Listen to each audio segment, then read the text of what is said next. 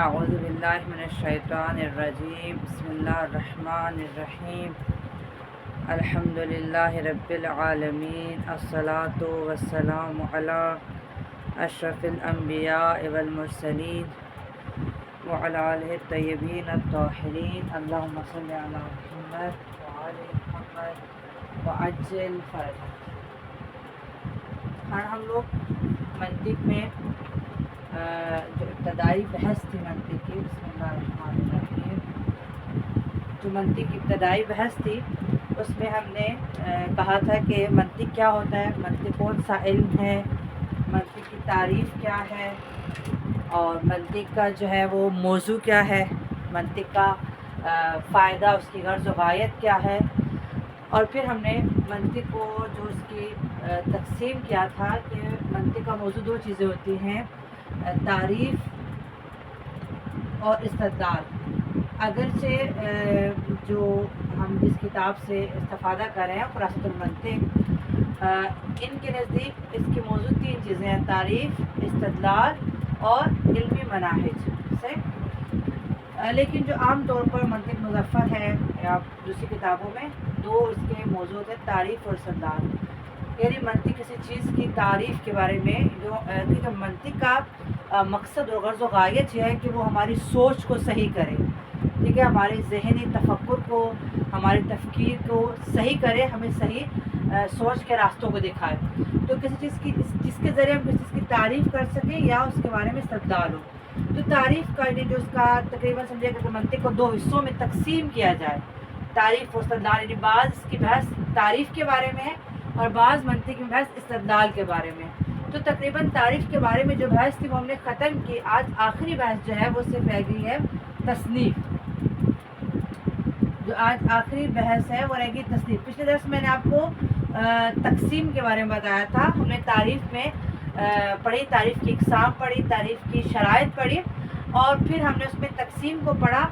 آج جو چیز ہم پڑھیں گے وہ ہے تصنیف، ٹھیک۔ اچھا، ہمارے ہم اردو میں تصنیف کہتے ہیں، یعنی جو چیز مصنف ہے اسے لکھی ہے، تحریر کیا ہے، تصنیف، لیکن علم منطق میں اور اس عربی کے لحاظ سے جو علم منطق میں ہے اس میں تصنیف کی جو تعریف کی جاتی ہے، جو خلاصۃ المنطق میں تصنیف کی تعریف موجود ہے، وہ یہ ہے کہ تصنیف ایک خاص اساس کی بنا پر افراد کو مختلف گروہوں میں رکھنا، ٹھیک، تقریباً تقسیم کی طرح۔ تقسیم ہم نے کیا کہا تھا کہ تقسیم جب کسی چیز کو تقسیم کرتے ہیں، ایک ہمارا معیار ہوتا ہے، ایک ہماری بنیاد ہوتی ہے، اس کے مطابق ہم چیزوں کو تقسیم کرتے ہیں۔ تقریباً تصنیف ویسا ہی ہوتا ہے، تصنیف بھی ہوتا ہے کہ چیزوں کو مختلف گروہوں میں رکھ دینا، اور اسی طرح جیسے ایک تقسیم ہم نے کہا تھا ایک معیار ہوتا ہے، ایک اساس ہوتی ہے، اس میں بھی اسی طرح ہے کہ ایک خاص اساس جو ہے، خاص معیار ہوتا ہے جس کی بنا پر چیزوں کو مختلف گروہوں میں تقسیم کیا جاتا ہے، تو اس کو تصنیف بولتے ہیں۔ جیسے آپ اگر لائبریری کو آپ ترتیب دینا چاہتے ہیں، ٹھیک ہے، تو آپ کیا کریں گے، لائبریری کی کتابوں کو مختلف ٹاپکس کے ساتھ، مثلا یہ فلاں علم کی کتابیں ہیں، یہ فزکس کی ہیں، مثلا یہ کیمسٹری کی، مثلا یہ علم طب کی ہیں، یہ علم ریاضیات کی ہیں، تو یہ جو مختلف گروہوں میں تقسیم کرنا ہے یہ کہلاتا ہے تصنیف، یعنی ایک خاص اساس کی بنیاد پر ایک خاص معیار اور اساس کو قرار دے کر چیزوں کو مختلف گروہوں میں تقسیم کرنا تصنیف کہلاتا ہے، جیسا کہ میں نے آپ کو لائبریری کی مثال دی۔ تصنیف ہو گیا، اور تصنیف کی جو ہے اس میں بالکل تقسیم کی طرح، جیسے تقسیم میں ہم نے کہا ایک معین اساس ہوتی ہے، ایک معین اساس کا ہونا ضروری ہے، ایک معین معیار کا ہونا ضروری ہے، تصنیف میں بھی اسی طرح ایک معین اساس ضروری ہے، ٹھیک۔ تصنیف کی دو اقسام بالکل تقسیم کی طرح، جیسے میں تقسیم کی دو اقسام کہی تھی، تو تصنیف کی بھی دو اقسام ہیں، ایک ہے علمی تصنیف اور ایک ہے غیر علمی تصنیف، ٹھیک ہے، علمی تصنیف اور غیر علمی تصنیف۔ علمی تصنیف کیا ہے جی؟ علمی تصنیف ایسی تصنیف جس میں اشیاء کو ایک ایسے منظم نظام مرتب کیا جاتا ہے جس میں ہر چیز دوسری سے تمیز رکھتی ہے، جس کے ذریعے انواع کے درمیان مشترک اور مختلف نکات نمایاں ہوتے ہیں۔ یعنی دیکھیں علمی تصنیف کیا ہے، میں آپ کو کتابوں کی مثال دے کے جیسے میں لائبریری کی دی تھی سمجھا دوں تو آپ کے سمجھنا انشاءاللہ بہت آسان ہوگا۔ ایک مرتبہ ہم کتابوں کو تقسیم کرتے ہیں ان کے موضوعات کے اعتبار سے، جیسے کہ میں نے مثال دی کہ مثلا یہ سارے علم طب کی کتاب ہے، یہ علم ریاضیات کی کتاب ہے، مثلا یہ اسلامیات کی کتابیں ہیں، یہ تاریخ کی کتابیں. مثلا ہم نے علمی موضوع کے لحاظ سے کتابوں کو تقسیم کیا. جب ہم ان کو مختلف گروہوں میں بانٹتے ہیں کتابوں کو، تو ایک دوسرے سے کیا ہوتی ہے، نمایاں ہوتی ہے، مختلف ہوتی ہے، سے ایک دوسرے جدا ہوتی ہے. مثلا یہ اس علم کے لحاظ سے، اس علم کے لحاظ سے. غیر علمی تصنیف کیا ہوتی ہے؟ جیسے ہم لائبریری کتابوں کو، جو بڑے سائز کی کتابیں ان کو الگ کر دیں، جو چھوٹے سائز کی کتابیں ان کو الگ کر دیں، جو بہت موٹی موٹی سی کتابیں ان کو الگ کر دیں، جو کھڑے ہو سکتے ہیں ان کو الگ کر سکتے ہیں، جن کو لٹا کے رکھنا ہے لائبریری میں ان کو الگ کر دیں. تو یہ کرائے گا غیر علمی تصنیف. یعنی ہم نے گروہوں میں تو بانٹ دیا ہے، گروہوں میں بانٹ دیا ہے، لیکن جو ہم نے گروہوں میں بانٹا ان کی ظاہری اس کو دیکھ کر، ظاہری صورت کو دیکھ کر، ظاہری اس کی خصوصیت کو دیکھ کر ہم نے بانٹا ہے. تو یہ گروہوں میں بانٹنا کہلائے گا غیر علمی تصنیف. تو علمی تصنیف کیا ہے؟ علمی تصنیف ایسے ہے کہ علمی تصنیف اشیاء کو ایسے منظم نظام مرتب کریے جس میں ہر چیز دوسری سے تمیز یعنی جدا ہے، ایک چیز دوسری جدا ہے، اس کی خصوصیات ایک دوسرے سے نمایاں ہو جاتی ہے، جیسے میں نے آپ کو علم کی لحاظ سے کہا. لیکن غیر علمی تصنیف کیا ہوتی ہے جی؟ غیر علمی تصنیف ایسی تصنیف جس میں اشیاء کی خارجی اور ظاہری صفات کو، جو اس کے خارجی اور ظاہری یعنی اس کے اندر جو علمی نکات ہیں، جو اس کے مثلا ایک دوسرے سے نمایاں ہیں، ان چیزوں کو نہیں، بلکہ اس کی ظاہری اور خارجی جو ہے صفات کو دیکھ کر، مثلا شکل کے لحاظ سے چیزوں کو تقسیم کرنا، حجم کے لحاظ سے بڑا چھوٹا ہونا، موٹا پتلا ہونا، اس طرح یعنی شکل کے لحاظ سے کرنا، یہ کراتی ہے غیر علمی تصنیف. تو تصنیف کی دو اقسام ہوں گی، علمی تصنیف اور غیر علمی تصنیف. ظاہر کی تصنیف کی بہت اہمیت ہے. جتنا بھی ہم اگر علم حیوانات تو مثال کے طور پر علم حیوانات، علم نباتات میں ہم دیکھتے ہیں کہ کس طریقے سے درجہ بندی کی جاتی ہے جانوروں کی، پودوں کی، کیسے ان کو گروہوں میں تقسیم کیا جاتا ہے. تو ہم اس کی اہمیت سے بہت یعنی ہماری بہت واضح ہو جاتی ہے کہ تصنیف کی کتنی اہمیت ہے. ایک چیز کو مختلف گروہوں میں بانٹنے سے ہم کس قدر اس چیز کے بارے میں جان سکتے ہیں، اور کتنا ہمارا ایک علمی ہمیں نتیجہ حاصل ہوتا ہے تصنیف سے. صحیح. اور تصنیف اور تقسیم میں چھوٹا سا فرق ہے، وہ میں بیان کروں گی کہ جیسے ہم نے کہا کہ تقسیم بھی وہی ہے کہ ایک اساس کے بیان پر چیزوں کو مختلف، ایک اساس کی بنیاد پر، ایک خاص معیار پر چیزوں کو مختلف چیزوں میں تقسیم کرنا. اور تصنیف بھی ایسے کہ ایک اساس کی بنیاد پر مختلف گروہوں میں چیزوں کو بانٹنا. تو وہی تقسیم اور تصنیف ہوتی ہے، لیکن اس میں ایک فرق ہے. وہ فرق کیا ہے؟ دیکھیں خاران، ہم نے جیسے پچھلے تقسیم میں نے آپ کو مثال دی، جب ہم تقسیم کرتے ہیں، مثال کے طور پر ہم نے تقسیم کی، ہم نے کہا جی کلمہ ہے، اس کو ہم نے تقسیم کر دیا جی اسم، فعل، حرف میں. ٹھیک ہے. پھر مثال کے طور پر ہم نے فعل کو تقسیم کر دیا جی معرب اور مبنی میں. ٹھیک ہے. اب پھر معرب کو ہم نے تقسیم کر دیا مرفوع، منصوب اور مجزوم میں. ٹھیک ہے. تو جو تقسیم کی جاتی ہے نا، تقسیم میں ہم ایک چیز کو اوپر سے نیچے کی طرف لے کر آتے ہیں، ایک چیز کو اوپر سے نیچے، یہ تنزیلی کہتے ہیں، نزول اوپر سے نیچے کی طرف. پہلے ہم نے ایک چیز کو مختلف اقسام میں تقسیم کیا، پھر اس سے چھوٹی اقسام، پھر اس سے چھوٹی، پھر اس سے چھوٹی، پھر اس سے چھوٹی. تو تقسیم ہی ہوتا ہے. لیکن تصنیف میں کیا ہوتا ہے؟ تصنیف میں جب ہم گروہوں میں بانٹتے ہیں، جیسے ہم نے ایک کتاب کو کیا، پھر اس کی کتابیں جوڑی، پھر اس کا کتابیں جوڑی، تو ہم نیچے سے اوپر کی طرف جاتے ہیں. تصنیف میں جب ہم چیزوں کو مختلف گروہوں میں بانٹتے ہیں خاص معیار کے مطابق، تو ہم نیچے سے اوپر کی طرف جاتے ہیں. تو اسے کہتے ہیں سعودی، یعنی نیچے سے اوپر کی طرف چلنا. اور جو تقسیم ہے وہ نزولی ہوتی ہے، یعنی اوپر سے نیچے کی طرف آنا. تو بس یہ فرق ہے تصنیف میں اور تقسیم میں. ٹھیک. یہاں پر ہمارا جو ہے وہ تعریف، جو منطق کا ہمارے، اگر میں نے آپ کو کہا کہ منطق کو ہم دو حصوں میں تقسیم کریں کہ تعریف والی بحث اور استدلال والی، تو آج ہم نے آدھا حصہ منطق کا ختم کیا، تمام کیا، کہ ہم نے تعریف کے متعلق جتنی چیزیں تھیں وہ ہم نے پڑھ لی. اور آج ہم منطق کے دوسرے حصے کو شروع کریں گے، وہ ہے استدلال.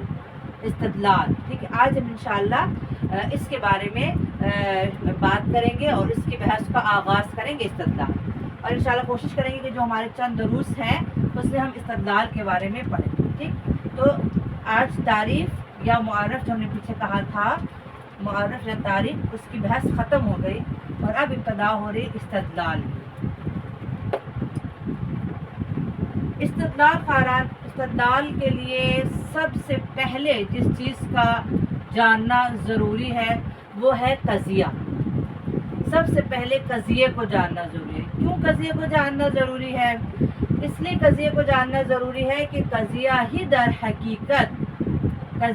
در حقیقت استدلال کا مواد فراہم کرتا ہے. یعنی یہ قضیہ ہی مواد بنتا ہے. دیکھیں ہم کوئی بھی چیز جب بناتے ہیں تو جو بنیادی چیزوں سے مل کر وہ چیز بنتی ہے. مثال کے طور پر آپ کوکنگ کر رہے ہیں, آپ سالن بنا رہے ہیں, تو جو اس کے بنیادی عناصر ہوتے ہیں, جب تک آپ ان بنیادی عناصر کو نہیں سمجھیں گے تو ایک چیز تیار نہیں ہوگی. تو استدلال کے لیے جو بنیادی عنصر ہے, جو مواد ہے, وہ کیا ہے؟ وہ ہے قضیہ. سب سے پہلے ہمیں قضیہ کا سمجھنا ہمارے لیے ضروری ہے. جب ہم قضیے کو سمجھیں گے تو پھر ہم استدلال کے بارے میں بات کر سکتے ہیں. تو قضیہ کیا ہے؟ قضیہ ہی استدلال کا مواد اور عناصر ہے جس سے مل کر استدلال بنتا ہے. تو سب سے پہلے جی قضیے کی تعریف آگے کہ قضیے کی تعریف, قضیہ کہتے کس کو ہے؟ ٹھیک ہے, قضیے کی تعریف.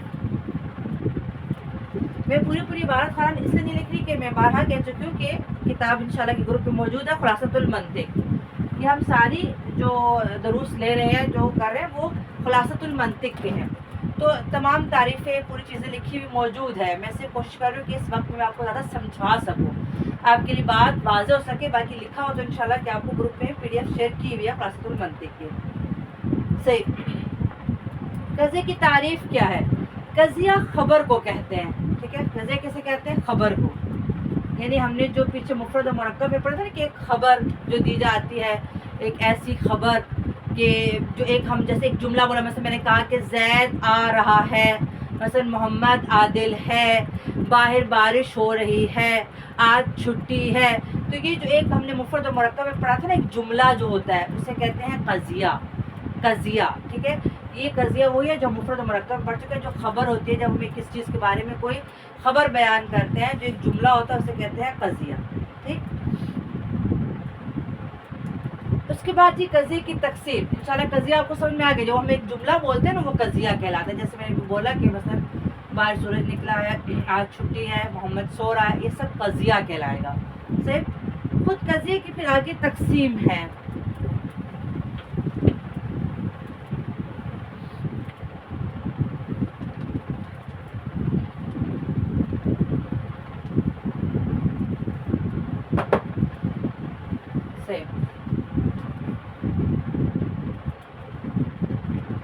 قضیہ.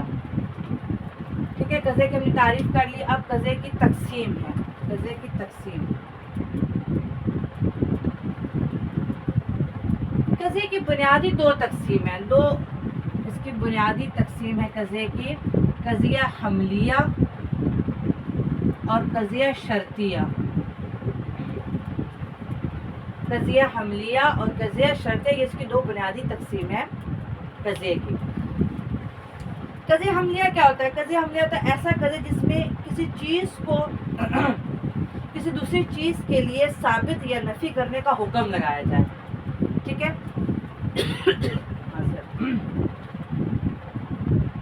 ایک چیز کو دوسری چیز کے لیے یا ثابت کرنے کا حکم لگایا جائے, ٹھیک ہے نا, یا نفی کرنے کا حکم لگایا جائے. مثال کے طور پر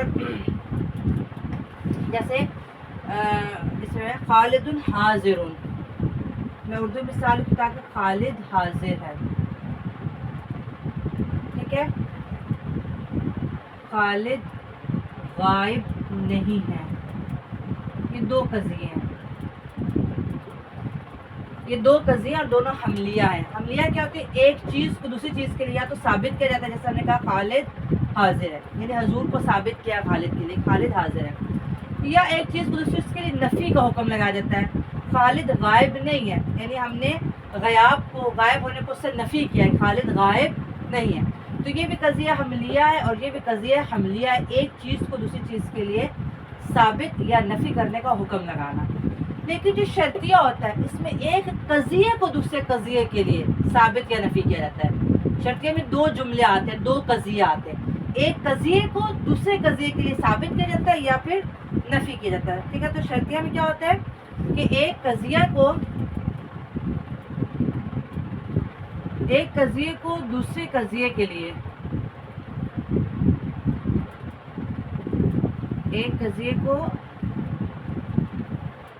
دوسرے قضیے کے لیے یا اس کے ایک قضیے دوسرے قضیے کے لیے یا تو ثابت کیا جاتا ہے یا پھر اس کی نفی کی جاتی ہے، ٹھیک ہے، یعنی اس کی وجود نسبت یا عدم وجود نسبت کا حکم لگایا جائے، ایک قضیے کے دوسرے قضیے کے ساتھ وجود نسبت یا عدم وجود نسبت، ٹھیک ہے نا، یا تو اس قضیے کو اس قضیے کے لیے وجود نسبت یعنی کسی چیز کو اس کے لیے ثابت کیا جا رہا ہے وجود نسبت، یا پھر اس قضیے دوسری قضیے کے ساتھ کیا ہے عدم وجود نسبت، یعنی اس کو اس کے لیے نفی کرنا، جیسے اس میں تھا نا ثبوت اور نفی، اسی طرح اس میں وجود اور عدم وجود، عدم کہتے ہیں نا نہیں ہونے کو، وجود نسبت ایک قضیے کے دوسری قضیے کے لیے وجود نسبت کا حکم لگانا یا پھر عدم وجود نسبت کا، مثال دے رہے ہیں جیسے کہ وجود نسبت کی، جب سورج نکلا تو دن موجود ہوتا ہے، اذا اشرقت الشمس فالنہار موجود، اذا اشرقت الشمس، اذا اشرقت الشمس جب سورج نکلا، فالنہار موجود، تو دن کیا تھا، فالنہار موجود، اذا اشرقت الشمس فالنہار موجود، جب سورج نکلا ہو تو دن موجود ہوتا ہے، اذا اشرقت، اب یہ پورا ایک جملہ ہے، جب سورج نکلا ہو، فالنہار موجود تو دن موجود ہوتا ہے، یہ ایک قضیہ ہے، یہ ایک قضیہ ہے، ایک قضیے کو دوسرے قضیے کے لیے وجود نسبت کا حکم لگایا جا رہا ہے کہ جب سورج نکلتا ہے تو دن موجود ہوتا ہے، اس میں ایک چیز کو دوسرے چیز کے لیے، ٹھیک ہے، اس میں ایک قضیے کو دوسرے قضیے کے لیے وجود نسبت یا عدم وجود نسبت، یہ وجود نسبت کی مثال تھی، عدم وجود نسبت کی مثال ہے جیسے کہ لیس کل ما دق الجرس فقد حان وقت الدرس، لیس کل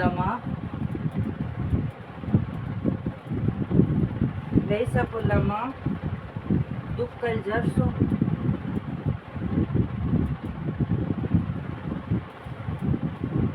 فقد حان وقت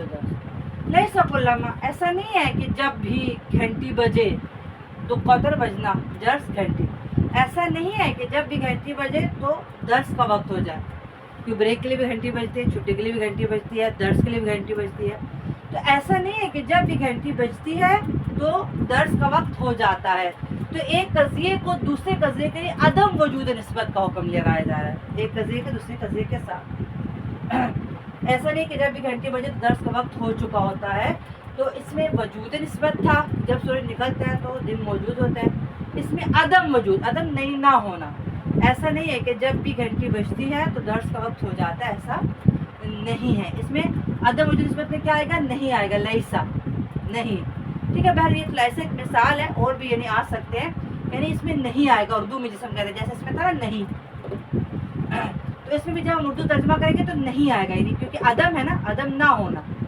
صحیح، تو یہ ہو گیا قضیہ کی تقسیم حملیہ اور شرطیہ، حملیہ میں ایک چیز کو دوسری چیز کے لیے ثابت یا نفی کرنے کا حکم لگانا، اور شرطیہ میں ایک قضیے کا دوسرے قضیے کے لیے وجود نسبت یا عدم وجود نسبت کا حکم لگانا، ٹھیک ہے، یہ ہو گیا حملیہ اور شرطیہ۔ اب آگے دونوں کی دو قسمیں ہیں، حملیہ کی بھی اور شرطیہ کی بھی۔ وہ جو دو قسمیں وہ کس لحاظ سے ہے، بالکل یہ سب نے کہا نا کہ کبھی ایک چیز دوسری چیز کے لیے ثابت ہوتی ہے اور کبھی ایک چیز دوسری چیز کے لیے نفی ہوتی ہے، تو اگر ثابت ہو رہی ہوگی تو ہم کہیں گے کہ وہ موجبہ ہے، موجبہ، اور اگر نفی ہو رہی ہے تو اسے کہیں گے سالبہ ہے، سلب کرنا، تو کسی چیز کو سلب کرنا، ہٹا دینا، اسے ختم کر دینا، سالبہ ہے، تو اس لحاظ سے حملیہ موجبہ بھی ہو سکتا ہے اور حملیہ سالبہ بھی ہو سکتا ہے، یعنی دو قسمیں بنیں گی، موجبہ حملیہ اور سالبہ حملیہ۔ اور شرطیہ میں بالکل اسی طرح ہم نے کہا کہ یا وجود نسبت ہے یا عدم وجود نسبت ہے، تو اس کے حساب سے موجبہ اور سالبہ بن جائے گا، ٹھیک ہے نا، اگر وجود نسبت ہے تو موجبہ، اور اگر عدم وجود نسبت ہے تو سالبہ ہے، تو اس کی بھی دو قسمیں ہو گئی، اس کی بھی دو قسمیں، ثابت اور نفی ہونے کے لحاظ سے، اس میں بھی وجود اور عدم وجود کے لحاظ سے موجبہ اور سالبہ، ٹھیک ہے نا، وہی بن گیا موجبہ اور سالبہ۔ اگر ثابت ہے یا نفی، اور یہ بھی حملیہ موجبہ، حملیہ سالبہ، اور شرطیہ موجبہ اور شرطیہ سالبہ. تو اس کی آگے دو قسمیں ہوں گی. حملیہ کی بھی دو قسمیں ہیں اور شرطیہ کی بھی دو قسمیں ہیں. ٹھیک ہے نا، حملیہ کی بھی دو قسمیں ہیں اور شرطیہ کی بھی دو قسمیں ہیں. یہ حملیہ کی دو قسمیں ہو گئی.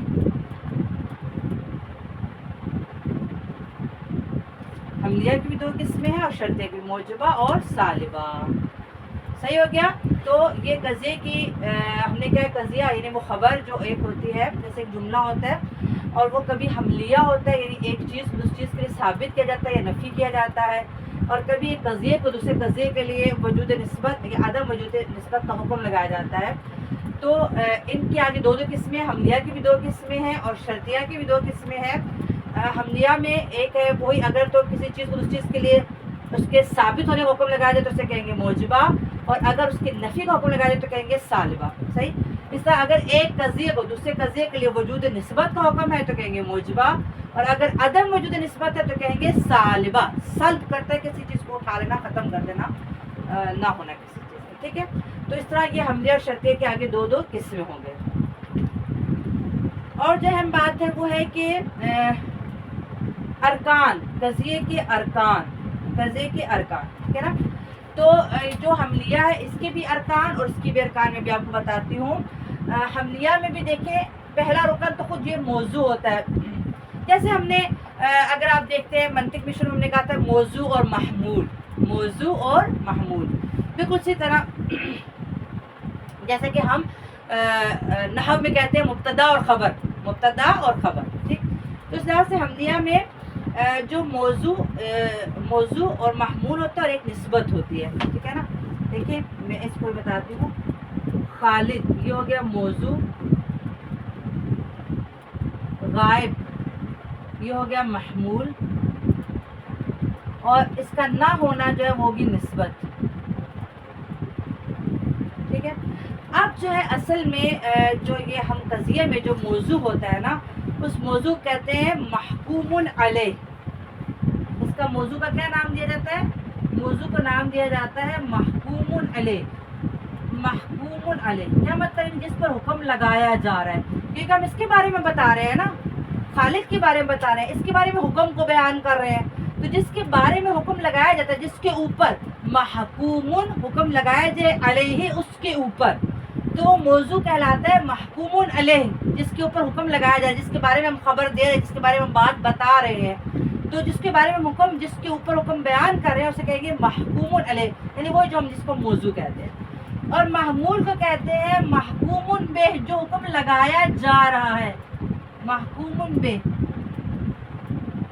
ٹھیک ہے. یعنی کہ جو حکم لگایا جا رہا ہے. ٹھیک ہے. محکوم علیہ، محکوم بہ، اور وہ نسبت جو اسے کہتے ہیں حکم.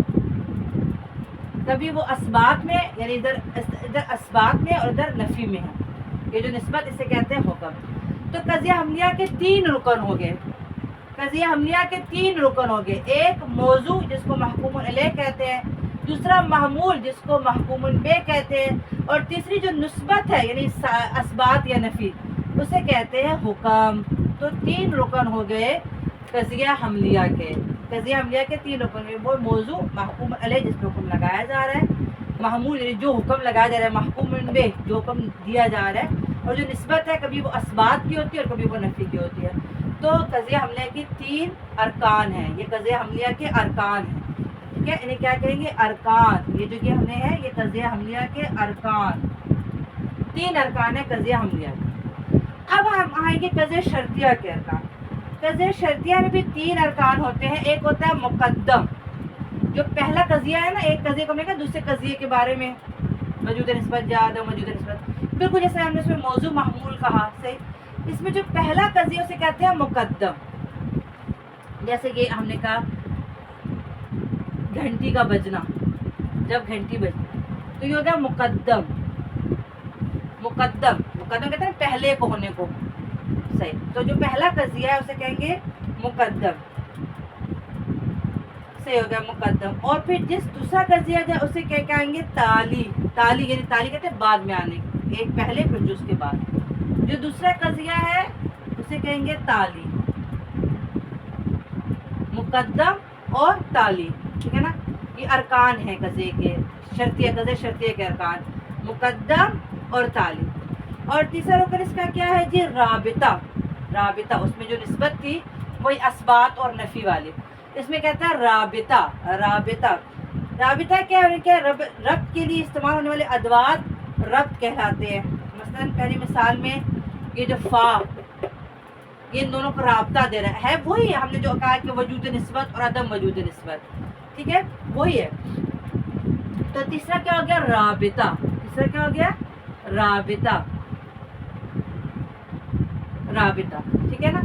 اب پہلی مثال میں رابطہ کیا ہے؟ جب سورج نکلتا ہے بس دن موجود ہوتا ہے، تو یہ جو فا ہے نا، یہ فا رابطہ کہلائے گا، کیونکہ یہ وجود نسبت کو بیان کر رہا ہے کہ وہ چیز۔ اشرقت الشمس بنے گا مقدم، النہار موجود یہ بنے گا تالی، یہ بن گیا مقدم، یہ بنا تالی، اور یہ جو فا بیچ میں نا یہ رابطہ ہے جو بیچ میں جو اس کو اثبات کو وجود نسبت کو بیان کر رہا ہے، تو یہ کیا کہلائے گا؟ رابطہ۔ نیچے والی مثال میں جو ہے وہ رابطہ کیا ہے جی؟ وہ ہے کلما اور فا۔ کلما ایسا نہیں ہے کہ جب بھی، اور یہ فا، ٹھیک ہے، یہ کیا کہلائیں گے؟ رابطہ۔ تو اس طرح قضیہ شرطیہ کے بھی تین ارکان ہو گئے، ایک ہو گیا مقدم جو پہلا قضیہ ہوتا ہے، دوسرا ہو گیا تالی جو دوسرا قضیہ ہوتا ہے، اور تیسرا کیا ہوتا ہے؟ رابطہ جو ربط ہوتا ہے ان کے درمیان، تو یہ کہلاتے ہیں ارکان، قضیہ شرطیہ کے ارکان۔ قضیہ حملیہ کے ارکان کیا ہو گئے؟ محکوم علیہ، محکوم بہ اور حکم۔ اور قضیہ شرطیہ کے ارکان ہو گئے مقدم، تالی اور رابطہ۔ تو یہ تھی قضیہ کی اقسام اور اس کے ارکان۔ آج کے لیے اتنا کافی، انشاءاللہ باقی پھر آگے ہم پڑھیں گے۔ والحمدللہ رب العالمین۔